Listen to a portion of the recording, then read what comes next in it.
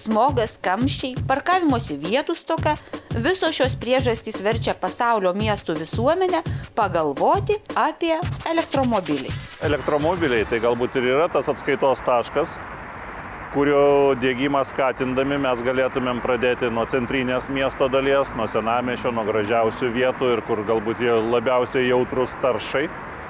Na ir yra tokie planai, kad būtent tas skatinimas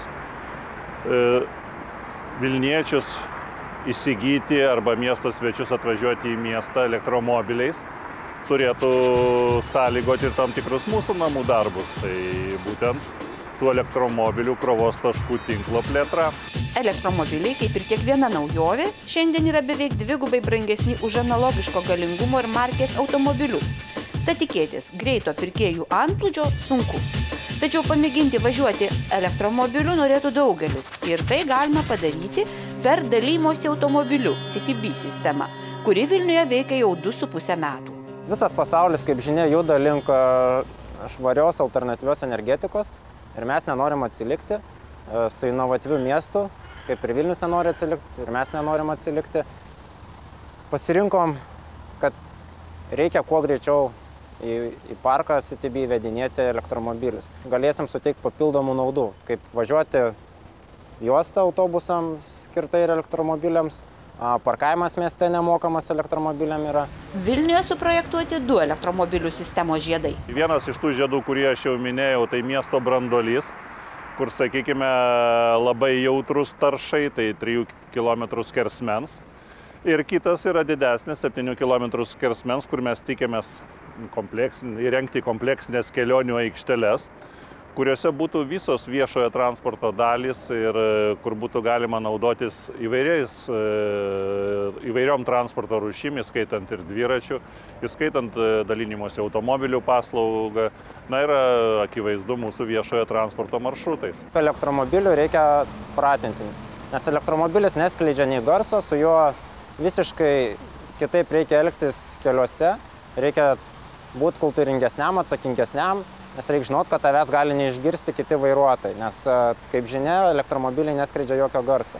O ką daryti, jei matai, kad energija artėja į pabaigą? Ogi reikia atsidaryti bagažinę, pasiimti paprastą laidą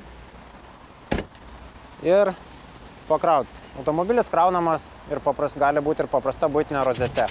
Dalymosi automobiliais sistemos naudotojai jau žino, kad atsirakinti norimą automobilį galima tiesiog savo mobiliu telefonu, kad jį paimi ir grąžini į tam tikrą vietą, o naudojimusi juo kaina yra žymiai mažesnė negu važiavimas taksi. Kadagi pradės važinėti elektromobiliai? Dabar turime vieną elektromobiliuką, planuoja mėnesio bėgyje jį paleisti į CityBee dalinimosi automobilių paslaugą. Mes vylėmės, kad tai ateitų į miestą kuo greičiau, per 3-5 metus, bet viskas priklausys ir taip, kaip mes tam dalykui pasiruošime.